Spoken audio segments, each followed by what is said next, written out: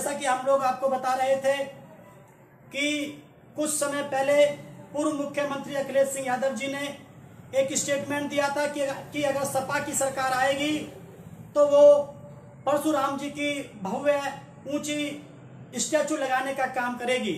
तो साथियों, इन्हीं सब चीजों को ध्यान में रखते हुए आदरणीय बहन जी कल अपने मीडिया से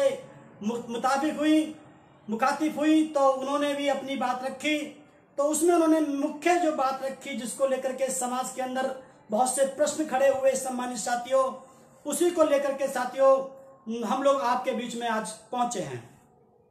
आदरणीय बहन जी ने कहा कि अगर बहुजन समाज पार्टी की सरकार आएगी तो बहुजन समाज पार्टी परशुराम जी के नाम पर हॉस्पिटल बनाने का काम करेगी, आधुनिक हॉस्पिटल बनाने का काम करेगी।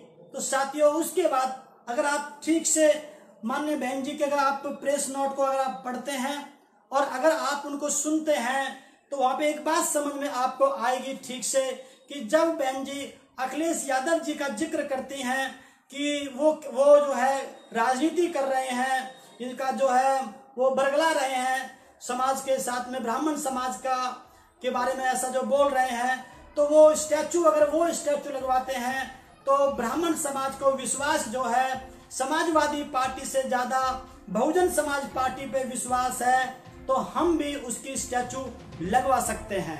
तो साथियों, इन दो बातों को लेकर के समाज में जो कॉन्फ्लिक्ट शुरू हुआ उस कॉन्फ्लिक्ट को दूर करने के उद्देश्य को लेकर के साथियों हम आपके बीच में लाइव पहुंचे हैं।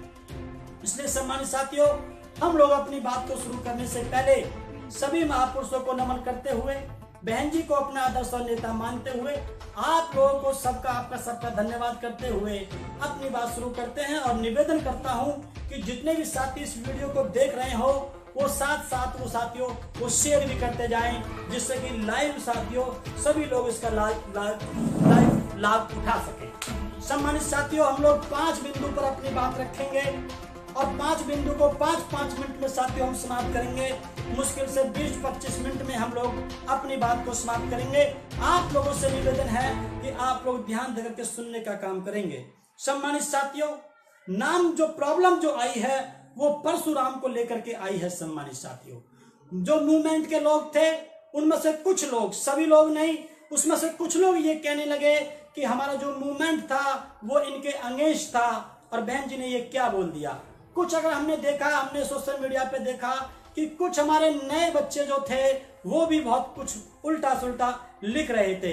तो सम्मानित साथियों, उस पर हमने अध्ययन किया तो हम साथियों आपके बीच में कुछ जानकारी लेकर के पहुंचे हैं। सबसे पहले सम्मानित साथियों आपको समझना पड़ेगा कि हु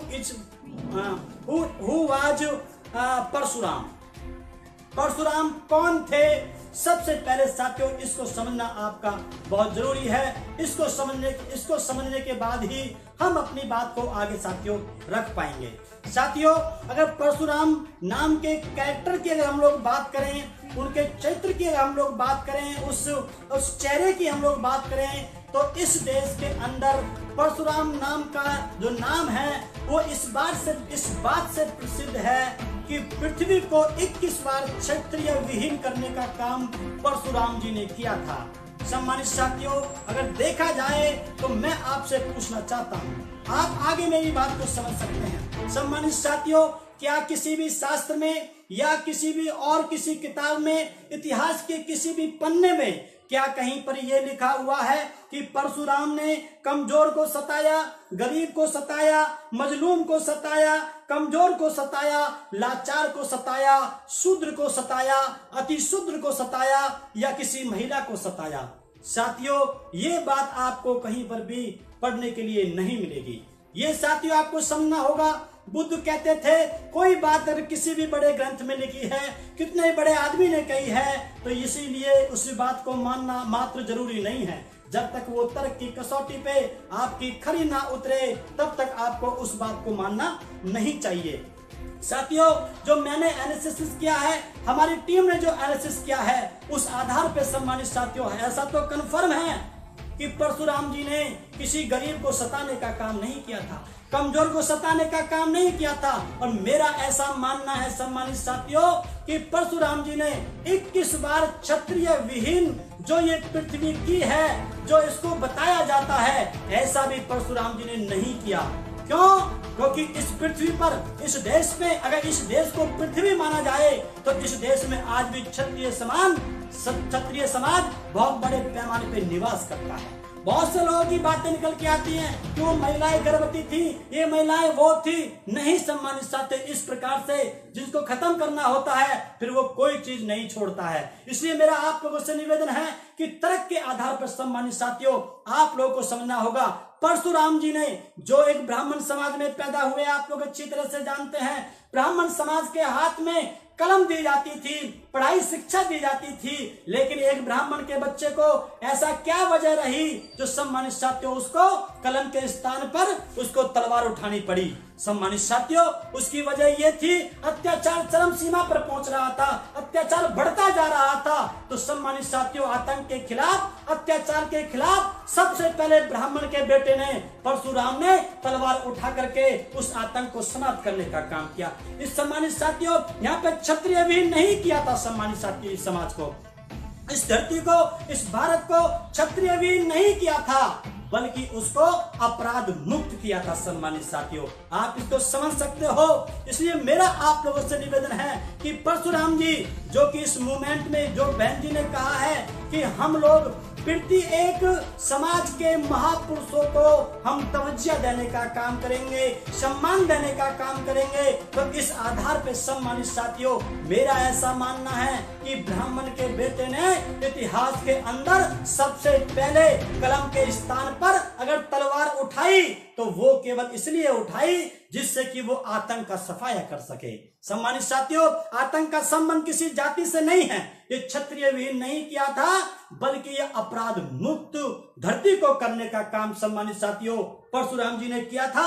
इस आधार पर मैं ये कहना चाहता हूं कि अगर हम देखें, अगर हम परशुराम जी का हम अध्ययन करें तो परशुराम जी का जिक्र कहीं पर भी इस प्रकार से आपको नहीं मिलेगा कि उन्हें किसी कमजोर को सताया, किसी दीनहीन को सताया, किसी गरीब को सताया, किसी मजलूम को सताया, किसी शूद्र को सताया, अति शूद्र को सताया। ये जिक्र आपको कहीं पर भी नहीं मिलेगा तो केवल अत्याचार के खिलाफ एक ब्राह्मण के बेटे ने तलवार उठाने का काम किया, ये जिक्र मिलेगा।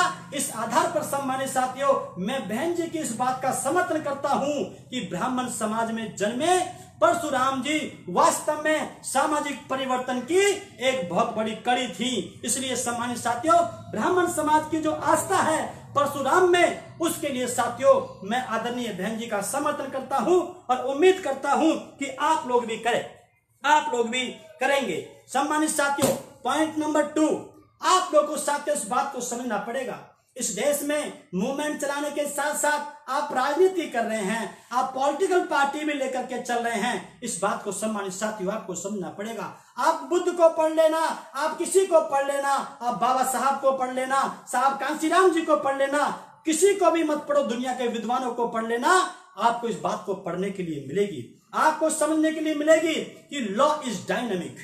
डायनेमिक मतलब changeable, everything is changeable, changing is the rule of nature. ये साथियों आपको पढ़ने के लिए मिलेगा। बुद्ध ने भी कहा अनित्य सब संस्कारा, सारे संस्कार परिवर्तनशील हैं, इस दुनिया में सभी चीज परिवर्तनशील है। लॉ डायनेमिक है, लॉ चेंजेबल है। क्यों चेंजेबल है? क्योंकि सम्मानित साथियों इस देश में सोसाइटी चेंजेबल है, सोसाइटी डायनेमिक है। डायनेमिक मतलब चेंजेबल। साथियों सोसाइटी अगर डायनेमिक है, सोसाइटी अगर चेंजेबल है, इसीलिए ये लॉ भी चेंजेबल है। साथियों जिसकी किताबें आपको यहाँ पे देखने के लिए मिल रही हैं, ठीक उसी प्रकार से अगर लॉ इसलिए चेंजेबल है, इसलिए डायनेमिक है क्योंकि सोसाइटी डायनेमिक है और लॉ का संबंध सोसाइटी से होता है, तो सम्मानित साथियों इसी आधार पे politics is also dynamic. Politics भी डायनेमिक है, इसमें साथियों परिवर्तन करने बहुत जरूरी है। आप लोगों को सम्मानित साथियों इस बात को समझना पड़ेगा। If you will not make in the favour of the changeable, you cannot survive in the society, you cannot survive in the politics। मेरे सम्मानित साथियों इस बात को समझना पड़ेगा। आगे मैं आपको बताऊंगा कि किस प्रकार से इस देश में उत्तर प्रदेश में किस प्रकार से साथियों ये सिस्टम जब चल रहा है, किस प्रकार से वो बहन जी को अलग अलग तरीके से उसको बहन जी के स्टेटमेंट को मिस इंटरप्रिटेशन कर रहे हैं साथियों, ये बात मैं आपको समझाऊंगा, आप लोग समझ सकते हैं। बहन जी बाबा साहब ने भी कहा कि आर्टिकल 368 संशोधन होते रहना चाहिए, अगर संशोधन नहीं होंगे तो स्टैटिक बन जाएगा, अगर स्टैटिक बन जाएगा तो उसको समाज उतार के फेंक देगा उस संविधान को। इसलिए सम्मानित साथियों, आपको आज के आधार पर जो चल रहे हैं परिस्थिति के हिसाब से आपको डिसीजन लेने पड़ेंगे। तो साथियों, मेरा आप लोगों से निवेदन है कि जिस प्रकार से सोसाइटी डायनेमिक होती है, सोसाइटी चेंजेबल होती है, लॉ चेंजेबल होता है, उसी प्रकार से पॉलिटिक्स भी डायनेमिक होती है। अगर उसके अंदर आप लोग चेंज नहीं करेंगे, अमेंडमेंट नहीं करेंगे तो सम्मानित साथियों आप लोग पॉलिटिक्स में सर्वाइव नहीं कर सकते। ये बात साथियों पॉइंट नंबर 2 लेकर के हम साथियों आप लोगों के बीच में यहां पर पहुंचे हैं। और साथियों मैं आप लोगों को बताना चाहता हूं, मैं आप सब लोगों की कदर करता हूं जिन लोगों ने नेगेटिव फॉर्म में स्टेटमेंट्स अपने रखे या जिस प्रकार से भी वो लोग सोशल मीडिया पे अपनी बात रख रहे थे, मैं उनका सम्मान करता हूं, उनका कदर करता हूं। मैं मानता हूं कि वो भी मूवमेंट से जुड़े हुए बच्चे हैं, मूवमेंट से जुड़े हुए लोग हैं। लेकिन दोस्तों आपको समझना पड़ेगा, आपको इस बात को मानना पड़ेगा, आपको अपने समाज पे इस बात पे गर्व करना पड़ेगा। मैं तो कहता हूं हमारा समाज एक ऐसा समाज है जो अपने ऊपर केवल अपनी जिम्मेदारी लेकर के नहीं चलता है, बल्कि सब समाज की जिम्मेदारी अपने कंधों पे लेकर के चलता है। ये हमारे समाज की फितरत है। मैं तो कहता रहता हूं अगर हमारा समाज केवल अपनी ही समस्याओं को लेकर के अपने कंधे पे चलता तो वो कब का सफल हो जाता। लेकिन इस देश में ब्राह्मण से लेकर के SC ST OBC को, सभी को, बिरादरी को, क्षत्रिय तक को भी लेकर के, सम्मानित साथियों व्यापारी को लेकर के भी हमारा समाज आदरणीय बहन जी चलती हैं। इस बात को सम्मानित साथियों आपको समझना पड़ेगा। इसलिए मेरा आप लोगों से निवेदन है, बुद्ध ने भी कहा है कि जिस दिन आप लोग अपने शत्रु का भला चाहने लगे तो समझ लेना उस दिन आप एक साधारण इंसान नहीं रहे हैं। सम्मानित साथियों, हम लोग बुद्ध को मानने वाले लोग हैं। बाबा साहब ने अगर संविधान लिखा तो सभी जाति धर्म बिरादरी के लोगों के लिए लिखा। कबीर ने कोई बात कही, रविदास ने कोई बात कही, बुद्ध ने कोई बात कही, बाबा साहब ने कोई बात कही तो सब समाज के लोगों के लिए कही। उसी आधार पर हमारी जो पार्टी है, जो बहुजन समाज पार्टी है, वो सर्वजन हिताय सर्वजन सुखाय के आधार पर साथियों ये बात तो बुद्ध ने कही कि भवतु सब मंगलम, सबका मंगल होना चाहिए। साथियों ये बात हमारे आदर्श लोगों ने कही है। इसलिए मेरा आप लोगों से निवेदन है कि आप लोग सिस्टम को समझो। सम्मानित साथियों, आखिर ब्राह्मण को साथियों किस प्रकार से उत्तर प्रदेश में साथियों आप लोग किस प्रकार से आप उनके साथ में जुड़ करके, उनको अपने साथ जोड़ करके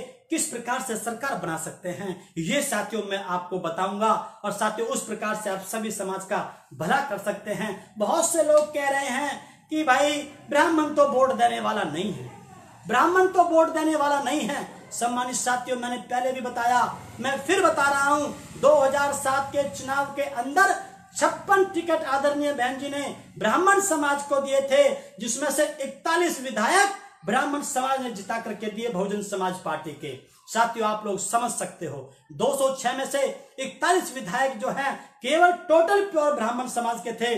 इस बात को साथियों आपको समझना पड़ेगा। अगर वो केवल आपकी वोट से जीतते तो अगली बार भी जीत करके आते, क्योंकि अगली बार भी ब्राह्मण समाज के लोगों को टिकट दिए गए थे। ब्राह्मण समाज के लोगों को साथियों आप लोगों को समझना पड़ेगा, अपने साथ लेना पड़ेगा। इसलिए मेरे सम्मानित साथियों, आखिर में साथियों मैं आपको अपनी एक बात बता करके अपनी बात को समाप्ति की तरफ लेकर के जाता हूं कि किस प्रकार से जो लोग भ्रमित कर रहे हैं कि कैसे सरकार बनेगी बहुजन समाज पार्टी की, ये बात बता के साथियों मैं अपनी बात को आपके बीच में समाप्त करूंगा। साथियों इस देश में ब्राह्मण जो है इस समाज का गवर्निंग बॉडी है। सम्मानित साथियों वो अच्छी बात, वो समाज के बीच में अपनी बात समझाने वाली बॉडी है। इस बात को आपको समझना पड़ेगा। आप लोग इस बात को समझें कि अखिलेश यादव जी ने जो बात कही है कि हम वो अगर मंदिर बनवाते हैं राम का, देखिए आप लोगों को समझना होगा, वो राम अगर वो मंदिर बनवा रहे हैं बीजेपी वाले राम का, तो अखिलेश ने क्या कहा, अखिलेश भाई साहब ने क्या कहा कि हम परशुराम की स्टैचू लगवाएंगे। क्यों? क्योंकि सम्मानित साथियों उनको ऐसा लग रहा था कि बीजेपी से ब्राह्मण समाज रुष्ट है। साथियों उसका रुष्ट होना कन्फर्म है। आप लोग थोड़ा सा अगर मूवमेंट से हट करके सोचें, आप लोग इतिहास में पढ़ लेना, शास्त्रों में पढ़ लेना, ब्राह्मण सब कुछ स्वीकार कर सकता है लेकिन अपने ब्राह्मण की मौत स्वीकार नहीं कर सकता है। सम्मानित साथियों आपको जानकारी होगी, इसी बीजेपी की सरकार के अंदर लगभग 650 एनकाउंटर में से 450 एनकाउंटर केवल ब्राह्मण समाज के हुए हैं, जिसको ब्राह्मण कभी भी स्वीकार नहीं कर सकता है। इसलिए बीजेपी ब्राह्मणों की पार्टी नहीं रही है, इसलिए ब्राह्मण भाई का उससे हटने का मन बन रहा है। तो इसलिए अखिलेश भाई साहब जी ने, जो आदरणीय बहन जी ने जो कहा था, सम्मानित साथियों उसको आपको समझना होगा। इस प्रकार से ब्राह्मण को साथ लेकर के कैसे सरकार बनती है, ये बात बता के साथियों मैं अपनी बात को समाप्त करता हूं। दूसरी बात साथियों, मैंने पहले भी बताया, ब्राह्मण का हमारा पहले से हमारा मेल रहा है। आप इतिहास को पढ़ के देख रहे, मैं पहले भी बताया मैंने कि अगर विरोध करने का काम ब्राह्मण ने किया है तो समर्थन करने का काम भी ब्राह्मणों ने किया है। साथियों ये पहले से ही हमारे मूवमेंट में चलता आया है। अगर आप लोग समझ सकते हो तो साथियों आप जानते होंगे। इसीलिए आदरणीय बहन जी ने कहा था कि हम सबका ख्याल रखेंगे। देखिए बाबा साहब का जो नाम के पीछे जो टाइटल है वो ब्राह्मण समाज के टीचर का दिया गया है। बौद्ध चरित्र जो किताब दी थी वो ब्राह्मण टीचर ने बाबा साहब को दी थी। बहन जी की जो दूसरी पत्नी थी वो ब्राह्मण समाज से थी, आप अच्छी तरह से सम्मानित साथियों जानते होंगे। महाड़ तालाब कालाराम मंदिर के अंदर सम्मानित साथियों जो समर्थन किया था, तो सम्मानित साथियों उसमें भी बाबा साहब के साथ ब्राह्मण समाज के लोग उसमें समर्थन में खड़े हुए थे, ये भी आप अच्छी तरह से जानते हो सम्मानित साथियों।